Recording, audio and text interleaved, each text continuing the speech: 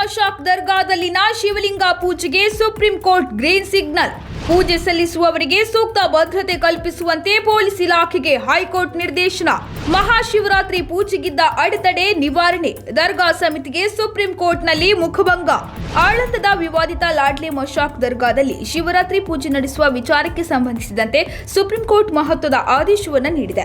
ಆಳಂದ ತಾಲೂಕಿನಲ್ಲಿರುವ ಐತಿಹಾಸಿಕ ವಿವಾದಿತ ಲಾಡ್ಲೆ ಮಶಾಕ್ ದರ್ಗಾದಲ್ಲಿ ಶಿವಲಿಂಗಕ್ಕೆ ಶಿವರಾತ್ರಿಯಂದು ಪೂಜೆ ಸಲ್ಲಿಸಲು ಅವಕಾಶ ಒದಗಿಸಿಕೊಡುವಂತೆ ಕೋರಿ ಸಲ್ಲಿಕೆಯಾಗಿದ್ದ ಅರ್ಜಿಗೆ ಕರ್ನಾಟಕ ಹೈಕೋರ್ಟ್ ಗ್ರೀನ್ ಸಿಗ್ನಲ್ ನೀಡಿದ್ದ ಬೆನ್ನಲ್ಲೇ ಇದೀಗ ಸುಪ್ರೀಂ ಕೋರ್ಟ್ ಕೂಡ ಗ್ರೀನ್ ಸಿಗ್ನಲ್ ನೀಡಿದೆ. ಲಾಡ್ಲೆ ಮಶಾಕ್ ದರ್ಗಾ ಆವರಣದಲ್ಲಿರುವ ರಾಘವ ಚೈತನ್ಯ ಶಿವಲಿಂಗಕ್ಕೆ ಮಹಾಶಿವರಾತ್ರಿಯಂದು ಪೂಜೆ ಸಲ್ಲಿಸಲು ಸುಪ್ರೀಂ ಕೋರ್ಟ್ ಸಂಪೂರ್ಣ ಅನುಮತಿ ನೀಡಿದೆ.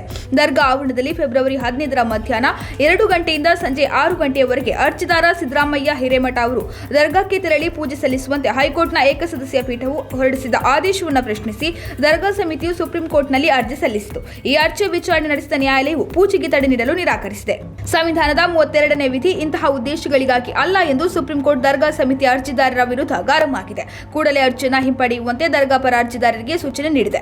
ಕರ್ನಾಟಕ ಹೈಕೋರ್ಟ್ ಕೂಡ ದರ್ಗಾ ಆವರಣದಲ್ಲಿರುವ ಶಿವಲಿಂಗಕ್ಕೆ ಪೂಜೆ ಸಲ್ಲಿಸಲು ಅವಕಾಶ ನೀಡಿತು. ಈಗ ಸುಪ್ರೀಂ ಕೋರ್ಟ್ ಈ ಅರ್ಜಿಯನ್ನು ತಿರಸ್ಕರಿಸುವ ಮೂಲಕ ಹೈಕೋರ್ಟ್ನ ಆದೇಶವನ್ನು ಎತ್ತಿ ಹಿಡಿದಿದೆ. ಇದೀಗ ಈ ಆದೇಶದ ಮೂಲಕ ಈ ಬಾರಿಯ ಮಹಾಶಿವರಾತ್ರಿಯಂದು ಪೂಜೆ ನಡೆಸಲು ಇದ್ದ ಕಾನೂನು ಅಡೆತಡೆಗಳು ನಿವಾರಣೆಯಾಗಿವೆ. ಶಿವರಾತ್ರಿಯಂದು ಶಿವಲಿಂಗಕ್ಕೆ ಪೂಜೆ ಸಲ್ಲಿಸಲು ನಿನ್ನೆ ಅನುಮತಿ ನೀಡಿದ ಕಲಬುರಗಿ ಹೈಕೋರ್ಟ್ ಪೀಠವು ಪೂಜೆ ಸಲ್ಲಿಸಲು ತೆರಳುವ ವೇಳೆ ಅರ್ಜಿದಾರರಿಗೆ ಸೂಕ್ತ ಭದ್ರತೆ ಕಲ್ಪಿಸುವಂತೆ ಪೊಲೀಸ್ ಇಲಾಖೆಗೆ ನಿರ್ದೇಶನ ನೀಡಿತ್ತು. ಅಲ್ಲದೆ ಯಾವುದೇ ಕಾನೂನು ಸುವ್ಯವಸ್ಥೆ ಉಲ್ಲಂಘನೆ ಸಂಭವಿಸಿದರೆ ಕಠಿಣ ಕ್ರಮ ಕೈಗೊಳ್ಳುವಂತೆ ಸೂಚನೆ ನೀಡಿದೆ.